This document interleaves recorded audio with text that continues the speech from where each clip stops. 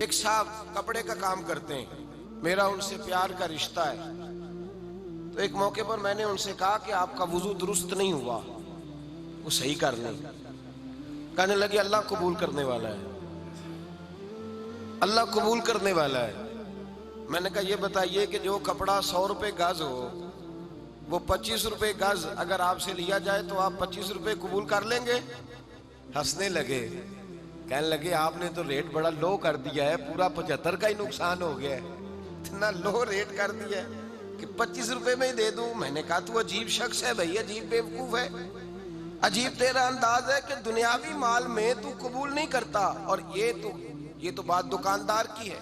گاہک کپڑا لے کے چلا گیا، اس نے خرید کے وہ گھر لے گیا. جب جا کے سارا کھولا تو ہلکا سا کٹ نکل آیا، ہلکا سا. درزی کہتا ہے جب سیوں گا تو میں اندر دے دوں گا اس کو، یہ نقصان نہیں کرے گا. لیکن وہ کہتا جناب پیسے دیے ہوئے ہیں، میں صحیح کرا کے لاؤں گا، میں اس کو درست کراؤں گا.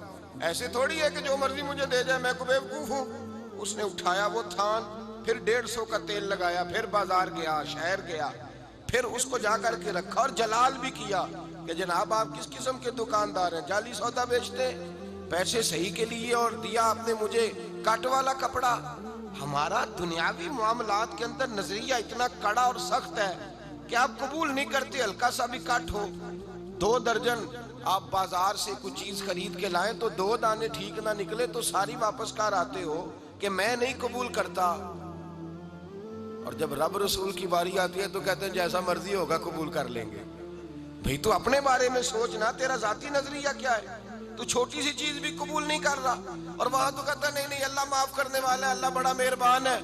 وہ بھائی سمجھ لیں جن لوگوں کو یہ کنفرم ہو گیا تھا، طے ہو گیا تھا کہ اللہ تبارک و تعالی انہیں معاف کرنے والا ہے، حضرت سیدنا عثمان غنی رضی اللہ تعالیٰ عنہ یہ حضور کے وہ غلام ہیں جنہیں 3 مرتبہ نبی پاک نے جنت کی بشارت عطا فرمائی. کتنی دفعہ بولیے گا؟ 3 دفعہ حضور نے فرمایا عثمان فی الجنہ، عثمان فی الجنہ، عثمان فی الجنہ. مشکاۃ شریف میں آپ کے غلام کہتے ہیں میں حضرت عثمان غنی کے ساتھ نکلا، رستے میں قبر آ گئی، جناب عثمان غنی قبر پہ کھڑے، اتنا روئے ہیں کہ داڑھی آنسوؤں سے بھر گئی ہے، روتے جاتے ہیں، تڑپتے جاتے ہیں، آہیں بھرتے، سسکیاں لیتے ہیں. عثمان تو مالدار ہے، پیسے کے لیے نہیں رو رہے.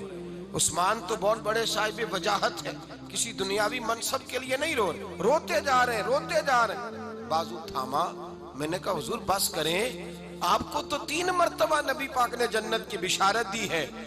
تو حضرت عثمان غنی رضی اللہ تعالیٰ عنہ کیا خوبصورت ارشاد فرماتے ہیں، کہتے ہیں جس محبوب نے مجھے جنت کی بشارت دی اسی نبی نے فرمایا ہے کہ قبر آخرت کی منزلوں میں سے پہلی منزل ہے اور کٹھن منزل ہے. اگر کوئی یہاں الجھ گیا تو اس کے لیے اگلی منازل بھی مشکل ہو جائے. ڈرتا ہوں کہ کہیں یہاں الجھ نہ جاؤں. او بھائی جن لوگوں کو کنفرم تھا، طے تھا، ٹکٹیں تھی جن کے ہاتھ میں جنت کی ٹکٹیں تھی جن کے ہاتھ میں، وہ تو رو رہے ہیں.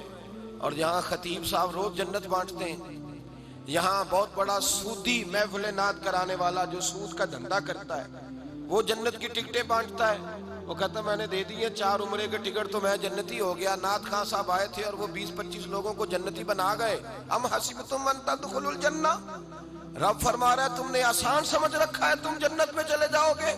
یہ شہادت گاہ الفت میں قدم رکھنا ہے. لوگ آسان سمجھتے ہیں مسلمان ہونا.